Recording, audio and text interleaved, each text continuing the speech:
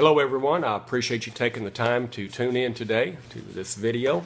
My name is Patrick Huff, and I want to bring to your attention today some information that may have gone unnoticed when I gave my Senate testimony last week to the Texas Senate. They were having a panel on how to properly fund all the different programs that are taking place in the school now. It has become so expensive to operate. And I was there giving my ideas on how they could do that. What I brought to their attention is what I want to bring to your attention. And that is, it is time for everyone to admit that we are discriminating terribly against our Title I schools in Texas. This is probably going on in other states as well. I can only speak for Texas. This is where I live. This is where I worked. I was a middle school and high school principal. I was in school administration for 30 years. Prior to that, I was a teacher. So I think I have a little bit to know about what I'm talking about.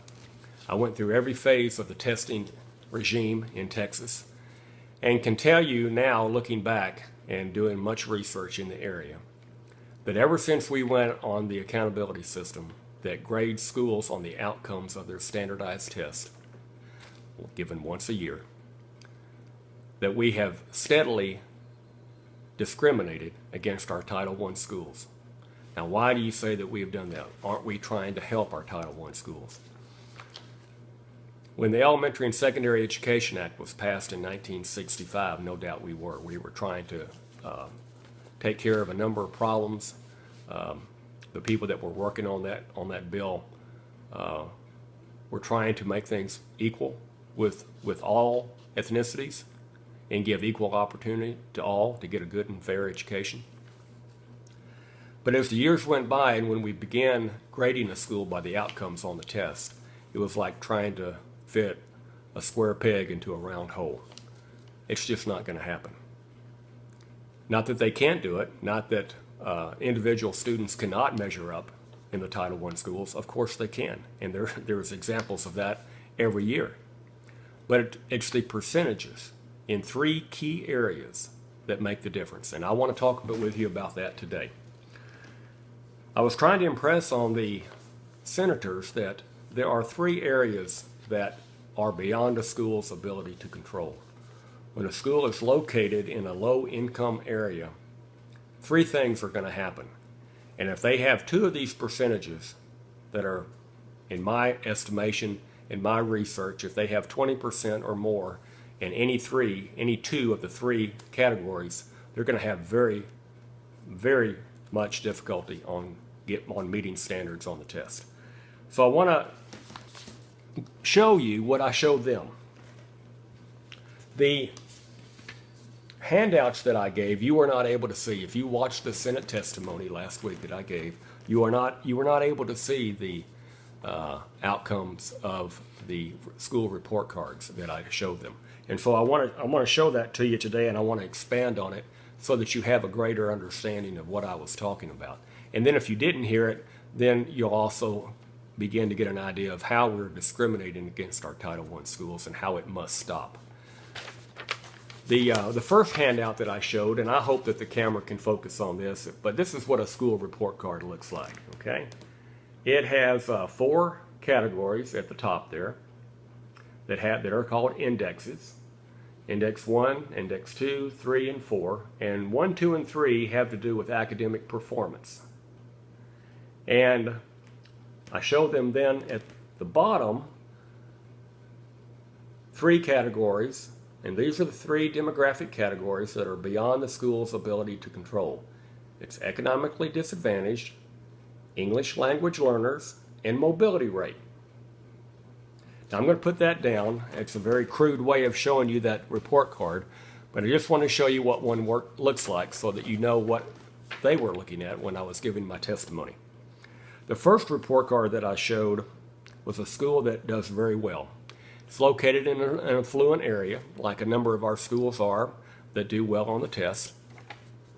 And the number of students who performed and passed above the percentage that was required was 96%. This is an elementary school. All these examples are elementary schools. So they had 96% of their students that passed the test. That's a large percentage. But at the bottom, I showed the three categories that I refer to. Their percentage of economically disadvantaged students that they have in their school is 2.7. 2.7% are what is categorized as economically disadvantaged. 17% are categorized as English language learners. And then they have a 4.6% mobility rate. Now, mobility rate refers to the number of kids that come after school begins or leave before school ends. And all along the way, teachers are getting new students enrolling into their classroom because parents are moving in, parents are moving out. This is a nightmare for teachers to go through because it involves catching them up and not knowing from the school that they came from if they receive the proper education to be up to speed with where the teacher is at that particular time. So it's always a factor in how well a school is going to do on the standardized test. The second school that I demonstrated was another one that met standards but didn't do quite as well. They only had 71% of their students pass the test, as opposed to the other school that had 96%. Well, why did they have 71%? Well, it was because of these three categories. Economically disadvantaged, 67%. English language learners, 52%. And their mobility rate is 16%. It's probably because of their 16% mobility rate that they were able to make it with the accountability system. Not as many were moving in and moving out. The third school that I gave them, they did not meet standards. And they're what we call improvement required. See the label that gets put on that school? Improvement required. Wow. Well, this has the ability to send a school into total failure if it happens too many years in a row. And it has the ability to let teachers be let go if it doesn't get corrected. So people can lose their jobs. Things happen in the community. Property values go down. It's not good. All because of the accountability system. Well, in this particular school, they had 64% that were economically disadvantaged. They had 72% that were English language learners, 72%. Their mobility rate was 28%. That's a lot of kids coming and going. And the economically disadvantaged and English language learners were extremely high, extremely high. So this had to do with their difficulty on the test. The last school that I gave, and the last one I'm going to talk about today, was this one. Their improvement required, and you can see how low the indexes are. They're very low. This school happens to be located in an area of high poverty. Economically disadvantaged is 83%. The English language learners are not that high, but the mobility rate is 30%. Now, this is beyond the school's ability to control. It's beyond the teacher's ability to control.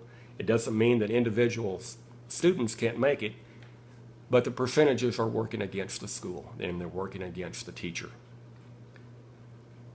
I'm pointing all that out to hopefully make the point very clear that we do not need to be sending any school into a failure situation where they cannot make it in the accountability system. We have got to continue to work with the students where they are, help the schools, help the community in the areas where we have high poverty.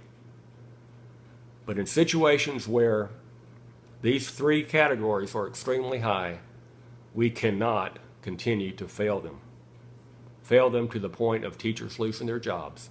Teachers are working just as hard in these schools to make sure that the kids make it as the ones that are in the high income areas, if not harder. I would contend to you that they're working harder because their challenges are so great. So that's what I want to point out to you today, and if you will, tune back in for another video and we'll talk about another issue. But I wanted to make clear what it was that was taking place in the Senate last week. Take care. I'm Patrick Huff, and I'll see you next time.